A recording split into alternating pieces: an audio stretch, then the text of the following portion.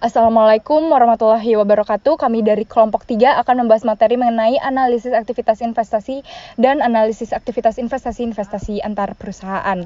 Nama anggota kelompok kami, Anissa Fresilia Adinina, NPM 009, Ferdian Valevi Minggara, NPM 080, Jihan Salsabila, NPM 084, Ahmad Fadil Ramadan, NPM 022, Bianca Mutiara Putri, NPM 028, Mutiara Oktameliana, NPM 01, dan Fania Amanda, NPM 08. Materi pertama akan dibacakan oleh saya, Bianca. Analisis aktivitas investasi.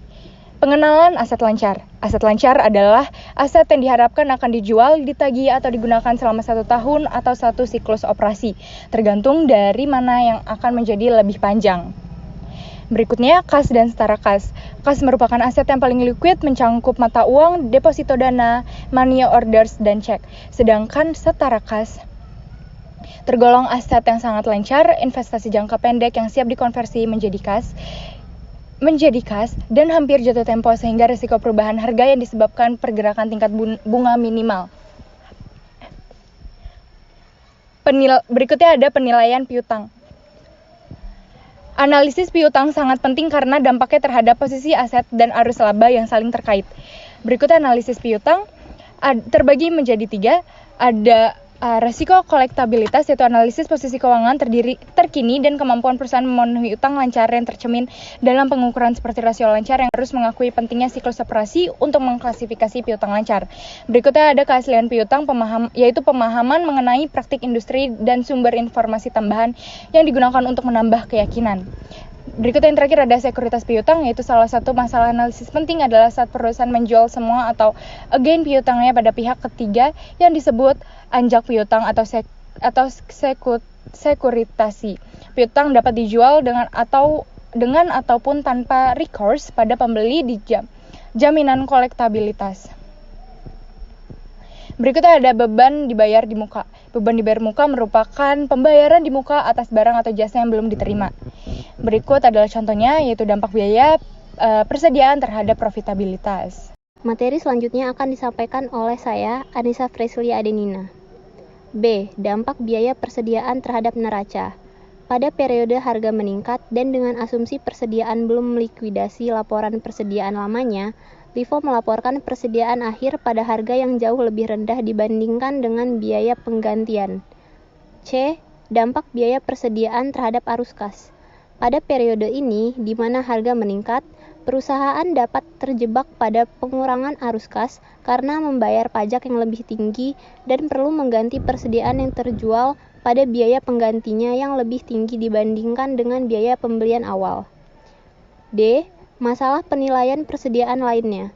Pada periode harga meningkat, pengurangan kuantitas masalah disebut sebagai likuidasi LIFO, menghasilkan peningkatan pada laba kotor seperti penggunaan pada biaya persediaan. FIFO begitu juga sebaliknya. Dampak likuidasi LIFO dapat dilihat pada catatan kaki persediaan laporan tahunan. E. Biaya persediaan perusahaan manufaktur dan dampak peningkatan produksi. Analisis biaya ini harus waspada bahwa alokasi biaya overhead bukan merupakan ilmu pasti dan sangat tergantung pada asumsi yang digunakan. Jika peningkatan pada tingkat produksi menyebabkan persediaan akhir meningkat, lebih banyak biaya overhead yang tinggal di neraca dan di profitabilitas meningkat. Selanjutnya F. Biaya perolehan atau nilai pasar mana yang lebih rendah. Biaya atau cost merupakan biaya perolehan persediaan. Biaya ini dihitung dengan salah satu metode biaya persediaan, misalnya FIFO, LIFO, atau biaya rata-rata. Analisis persediaan kita harus memperhatikan dampak aturan LOCOM. 2.2. Kapitalisasi versus pembebanan. Dampak terhadap laporan keuangan dan rasio. Kapitalisasi merupakan bagian penting dari akuntansi modern. Lalu dampak kapitalisasi terhadap laba. Kapitalisasi memiliki 2 dampak terhadap laba. Yang pertama, kapitalisasi menangguhkan pengakuan biaya. Lalu, dampak kapitalisasi terhadap tingkat pengembalian investasi. Membebankan biaya aset menghasilkan basis investasi yang lebih rendah dan meningkatkan fluktuasi laba. Selanjutnya, dampak kapitalisasi terhadap rasio solvabilitas. Biaya aset secara langsung, rasio solvabilitas seperti rasio utang terhadap ekuitas mencerminkan kondisi perusahaan yang lebih buruk dari kondisi sebenarnya. Lalu yang terakhir, dampak kapitalisasi terhadap arus kas operasi. Ketika biaya aset dibebankan langsung, biaya ini dilaporkan sebagai arus kas keluar, aktivitas operasi. Sebaliknya, jika aset dikapitalisasi, biaya ini dilaporkan sebagai arus kas keluar aktivitas investasi. Selanjutnya 2.3, akuntansi aset jangka panjang, kapitalisasi, alokasi, dan penurunan nilai. Proses akuntansi aset jangka panjang mencakup 3 aktivitas terpisah, diantaranya kapitalisasi, alokasi, dan penurunan nilai. Kapitalisasi atau capitalization merupakan proses penangguhan biaya yang terjadi pada periode berjalan, tetapi manfaatnya diharapkan dapat berlangsung selama beberapa periode di masa depan. Kapitalisasi ini yang menciptakan akun aset. 3 faktor yang menentukan nilai alokasi biaya yaitu periode manfaat, nilai aset, dan metode alokasi. Sekian dari saya, materi selanjutnya akan disampaikan oleh rekan saya. Selanjutnya yaitu aset tetap dan sumber daya alam. Properti, pabrik, dan peralatan atau aset tetap merupakan aset berwujud tak lancar yang digunakan dalam proses manufaktur, penjualan, atau jasa untuk menghasilkan pendapat dan arus kas selama lebih dari 1 periode. Oleh karena itu, aset ini memiliki periode manfaat yang diharapkan memiliki masa manfaat yang meliputi lebih dari 1 periode. Selanjutnya yaitu menilai aset tetap dan sumber daya alam. Yang pertama menilai properti, pabrik, dan peralatan. Biaya ini mencakup beban apapun yang diperlukan agar aset tersebut berada dalam lokasi dan kondisi siap digunakan atau siap memberikan jasa seperti biaya angkut, instalasi, pajak, dan biaya pemasangan. Yang kedua yaitu menilai sumber daya alam. Sumber daya alam yang digunakan disebut aset yang dihabiskan atau wasting asset, merupakan hak untuk mengambil atau mengkonsumsi sumber daya alam. Yang ketiga yaitu penyusutan. Penyusutan merupakan alokasi biaya bangunan dan peralatan atau tanah yang tidak disusutkan sepanjang masa manfaatnya. Tingkat penyusutannya tergantung pada 2 faktor, yaitu masa manfaat dan metode alokasi. Penyusutan yang bervariasi sangat tergantung pada metode yang dipilih. Yang pertama yaitu garis lurus. Metode penyusutan garis lurus mengalokasikan biaya aset pada masa manfaat berdasarkan beban periodik yang sama. Yang kedua yaitu dipercepat. Metode penyusutan yang dipercepat mengalokasikan biaya aset sepanjang masa manfaat dengan pola semakin menurun. Yang ketiga yaitu khusus. Metode penyusutan khusus ditentukan pada industri tertentu seperti baja dan mesin berat. Yang selanjutnya yaitu depresi. Depresi merupakan alokasi biaya sumber daya alam berdasarkan tingkat pemungutan. Dan yang kelima yaitu penurunan nilai, yaitu nilai yang dibawa dari aset yang disusutkan yang tidak dirancang untuk merefleksikan nilai sekarang dari aset. Selanjutnya yaitu menganalisis aset, tetap, dan sumber daya alam. Menganalisis penyusutan dan depresi. 3 kemungkinan yang umum adalah 1. Penggunaan garis lurus baik dalam pelaporan keuangan maupun tujuan pajak. 2. Penggunaan garis lurus untuk laporan keuangan dan metode dipercepat untuk pajak. 3. Penggunaan metode dipercepat baik untuk pelaporan keuangan maupun tujuan pajak. 3 masalah analisis yang timbul dari penurunan nilai adalah evaluasi kelayakan jumlah penurunan nilai, evaluasi kelayakan waktu penurunan nilai, dan analisis efek penurunan nilai terhadap laba. Aset tak terwujud. Aset tak berwujud merupakan hak istimewa dan manfaat kepemilikan atau pengendalian dengan karakteristik umum, tingginya ketidakpastian masa manfaat, dan tidak adanya wujud fisik. Aset tak berwujud yang dapat diidentifikasi merupakan aset tak berwujud yang dapat diidentifikasi terpisah dan dikaitkan dengan pihak tertentu atau keistimewaan yang memiliki periode manfaat yang terbatas. Aset tidak berwujud yang tidak dapat diidentifikasi merupakan aset yang dapat dikembangkan secara internal atau dibeli namun tidak dapat diidentifikasikan dan seringkali memiliki masa manfaat yang tak terhingga. Yaitu goodwill, menganalisis aset tak terwujud, dan aset tak terwujud tak tercatat, dan kontingensi. Analisis aktivitas investasi antar perusahaan. Efek investasi adalah securities atau disebut juga dengan efek yang dapat diperdagangkan. Efek investasi dapat berbentuk utang maupun ekuitas. Akuntansi untuk efek investasi dilaporkan pada laporan posisi keuangan berdasarkan biaya perolehan atau nilai wajar pasar, tergantung jenis efek dan tingkat pengaruh atau pengendalian yang dimiliki perusahaan investor terhadap perusahaan investor.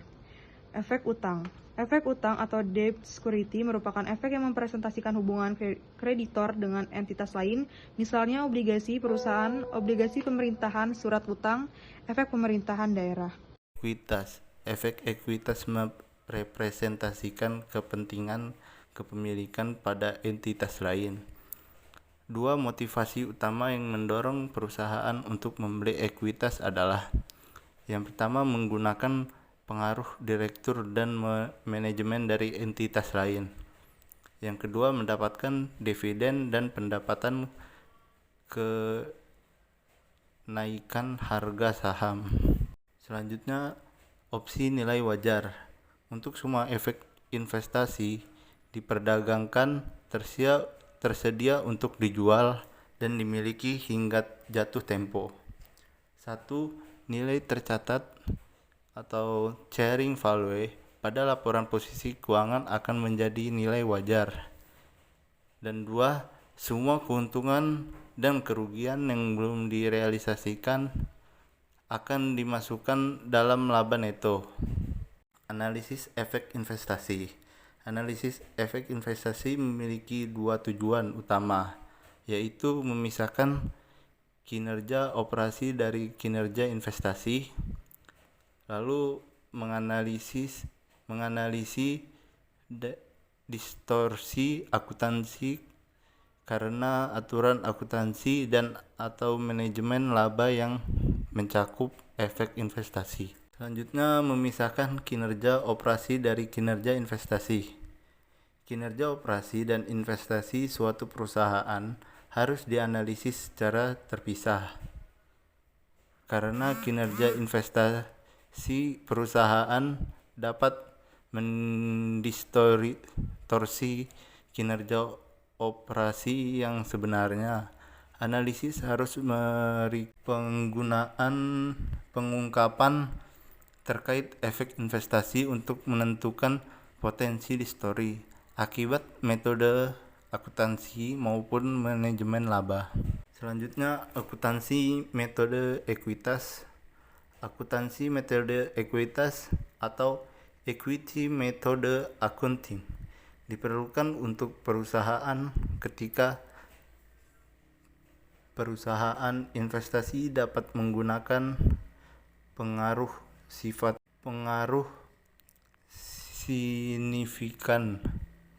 signifikan, tetapi tidak mengendalikan terhadap investasi. Yang selanjutnya ada mekanisme metode ekuitas. Beberapa hal penting terkait akuntansi metode ekuitas. Yang pertama, akun investasi dilaporkan pada jumlah yang sama dengan bagian proporsional ekuitas pemegang saham dari perusahaan invest. Yang kedua, pendapatan investasi bagian proporsional dari laba perusahaan invest harus dipisahkan dari laba operasi.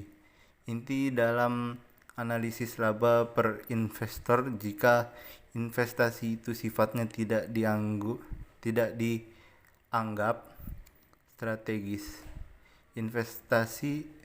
Selanjutnya, investasi yang dihitung menggunakan metode ekuitas dilaporkan pada biaya perolehan yang telah disesuaikan, bukan pada nilai pasar. Oleh karena itu, keuntungan yang direalisasi dalam jumlah besar mungkin tidak dapat tercermin pada aset dan ekuitas pemegang saham. Selanjutnya, ada investor harus menghentikan akuntansi metode ekuitas ketika investasi tersebut dikurangi menjadi nol dan menambah kerugian.